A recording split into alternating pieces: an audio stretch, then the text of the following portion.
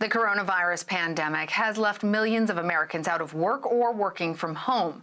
As a result, people are buying less and traveling less. The shift has hit small businesses especially hard. CBS News 2020 campaign reporter Zach Hudak found local clothing and shoe stores in Pennsylvania are struggling. One business owner spoke about a 90% drop in sales. And CBS News reporter Nicole Sganga found dry cleaning and tailor businesses were left struggling at the beginning of the pandemic in the U.S. Some have been saved by the Paycheck Protection Program loans, but the money is running out. Zach and Nicole join me now to talk about their reporting. Nicole is joining us from Washington. Zach is in Pittsburgh. Zach, I'm going to go ahead and start with you. Independent retail stores were struggling even before the pandemic. So how has COVID-19 further changed the way that people shop, and what are they buying now? Well, it's brought people out of stores, and really even the stores that have reopened, which here in Pennsylvania is most of them, they're still recovering from this period of about 8 weeks when they were totally closed. And since then, their sales aren't matching. What's happened is people have shifted online.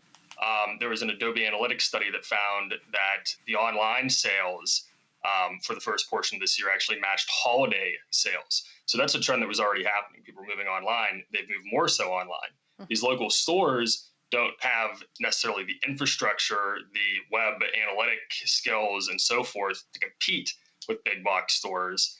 And they're also dealing with this issue of they buy their merchandise months and months in advance. I spoke to a store owner who said, I got all of this stuff in 6 months ago in preparation for the wedding season, for the summer season, for these parties that people would be going to, and nobody's going anywhere. People come in the store, they say, I love this dress, but I can't wear it anymore. There's nowhere I could go. The store owner you mentioned who had 90% drops in her sales, she actually had to get a second job to pay her health insurance for her family because she put all this money forward to fill her inventory, and now no one is buying anything. She is now thinking about closing. She said within 30 days, she'll make a decision on if the doors to her brick and mortar store close. And Nicole, I imagine some of the same trends are affecting the people that you've spoken with. Dry cleaners and laundries are considered essential businesses in 32 states, but with people largely staying home in less formal attire, do you expect that we might see a lot of these dry cleaners actually shut down permanently? Well, that's exactly right, Lana. Think about the events that have been canceled in recent months, and Zach touched upon this. Weddings, proms, anniversary parties, Easter Sunday, Passover. This is the bread and butter of a lot of these dry cleaning and tailoring businesses. The graduation season alone was enormous, an enormous loss for many of these small Main Street businesses. And that amounts to a lot when we talk about the U.S. economy. The dry cleaning business amounts to about $9.2 billion in revenue on an average year. According to an IBIS study out in February, there were over 32,000 dry cleaners nationwide. Now some industry experts tell me that businesses have lost about 88% to 90% of that revenue in the months of March, April. We're starting to see things pick up now in June and July, but it has been absolutely devastating for many business owners I've spoken to. Another struggle with some of these dry cleaners and tailors is finding PPE. I spoke with Arthur Anton, who runs about 40 stores in Massachusetts and New Hampshire, dry cleaning storefronts, who said he was scouring for weeks for gloves, masks, sanitizing wipes, just so that his storefronts could reopen, to clean police uniforms for essential workers on the front line in Boston. So, we think about restaurants a lot when we think about essential businesses. We should also be thinking about dry cleaners as well.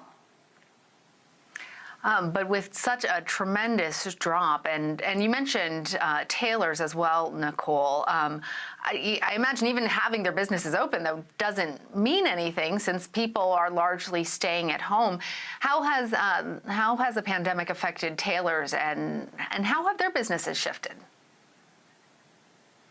Yeah, well, I spoke to Diane Ussel, who runs a tailoring shop called So What in Hanover, New Hampshire. That's a college town home to Dartmouth. And she's still waiting to hear if students will come back to campus. And like you pointed out, if they do come back to campus, will there be sorority events? Will there be athletic events? She's used to sewing on letters on hockey jerseys for the athletic team at Dartmouth every single year. And so she's struggling to make ends meet. She says she's behind on her rent. She hasn't paid her phone bill, and she hasn't received unemployment, although she applied over a month ago in the state of New Hampshire.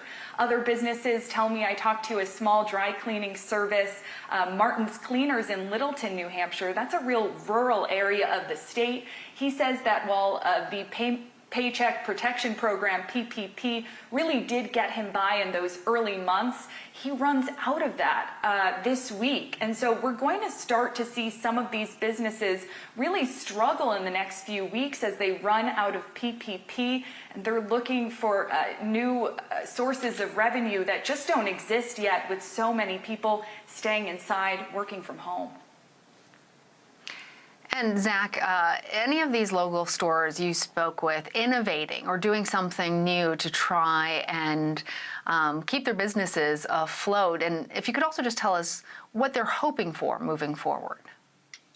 A few of them have tried things like there's a men's boutique in the Shadyside neighborhood here in Pittsburgh that's been doing sort of remote fittings where the owner will be on FaceTime with a customer, walking them through the store and kind of remotely showing them what's in there.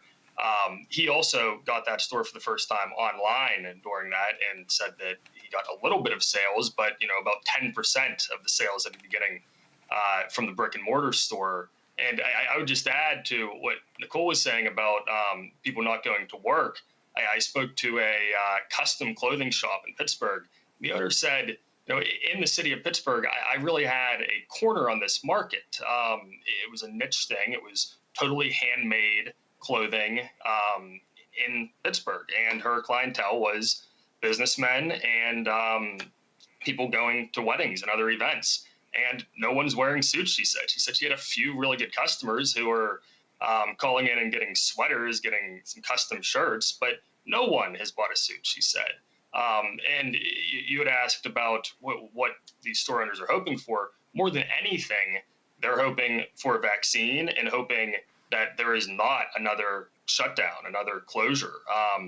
In Allegheny County here, just the other week, they put some more restrictions on bars and restaurants.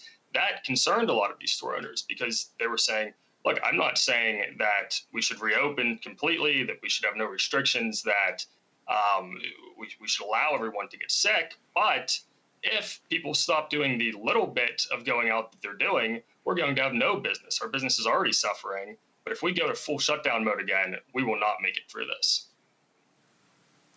All right.